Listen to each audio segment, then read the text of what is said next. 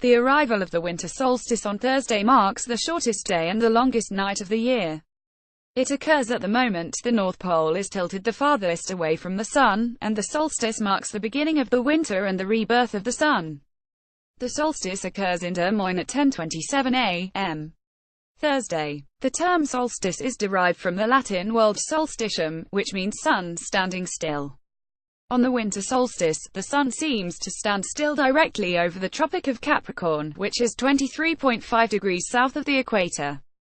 During the summer solstice, which occurs in June, the sun is directly over the Tropic of Cancer. Unity Church of Des Moines, which offers a positive path for spiritual living, will have 3 events Thursday to celebrate the solstice, starting with free astrology and channeled messages and crystal constellations with Laura Jones at 10 a.m.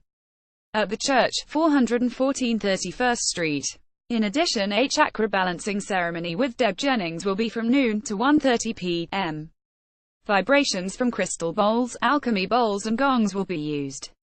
The church says by using the powerful energy of the winter solstice to release all that no longer serves you, it will clear, balance and re-energize your chakras and energetic field. You will feel refreshed, restored, renewed and balanced and ready for 2018. A notice about the church event on its Facebook page says, the cost is $20 per person.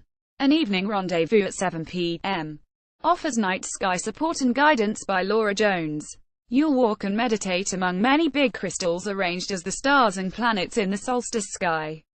Experience the amplification of energies enhanced between the solstice night sky stars and the crystal stars at your feet, and sit under the copper pyramid arranged on the spin point to assist you in making a clear channel and connect your deep self inside. The session is $25. To RSVP for any of the programs, text or call 515-975-6331. Here are 5 things to know about the winter solstice. 1. The winter solstice is the oldest known winter celebration.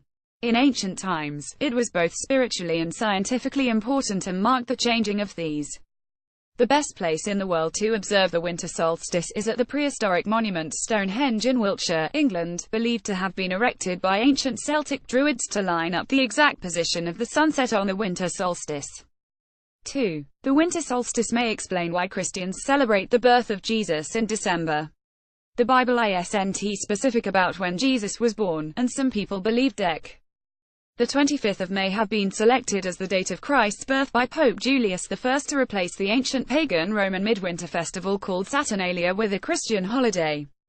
The late Harry Yide, who taught religion at George Washington University for nearly 50 years and died in 2013, once told National Geographic that as the Christmas celebration moved west, the date that had been used to celebrate the winter solstice became sort of available for conversion to the observance of Christmas. Several of the rituals associated with Christmas, dinner feasts, gift-giving and decorative wreaths, for example, are rooted in pagan winter solstice rituals. 3. The earliest sunsets and latest sunrises don't occur on the winter solstice. It seems counterintuitive, but as Earthsky.org explains it, the key is understanding solar noon, the time of day the sun reaches its highest point in the sky. In early December, true solar noon occurs 10 minutes earlier on the clock than it does at the solstice. When true noon occurs later on the solstice, so do the sunrise and sunset times. It's this discrepancy between clock time and sun time that causes the Northern Hemisphere's earliest sunset and the Southern Hemisphere's earliest sunrise to precede the December solstice, Earthsky.org says. The discrepancy occurs primarily because of the tilt of the Earth's axis. A secondary but another contributing factor to this discrepancy between clock noon and sun noon comes from the Earth's elliptical, oblong, orbit around the Sun. The Earth's orbit is not a perfect circle, and when we're closest to the Sun, our world moves fastest in orbit.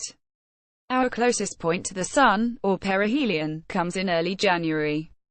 So we are moving fastest in orbit around now, slightly faster than our average speed of about 30 kilometers (18.5 miles per second). The discrepancy between sun time and clock time is greater around the December solstice than the June solstice because we're nearer the Sun at this time of year. 4. Is the for freaky long shadows. Because the Sun is at its lowest arc across the horizon, it will cast long shadows. Shadows at noontime on the day of the solstice will be the longest of the year. 5. Full moons and the winter solstice rarely align.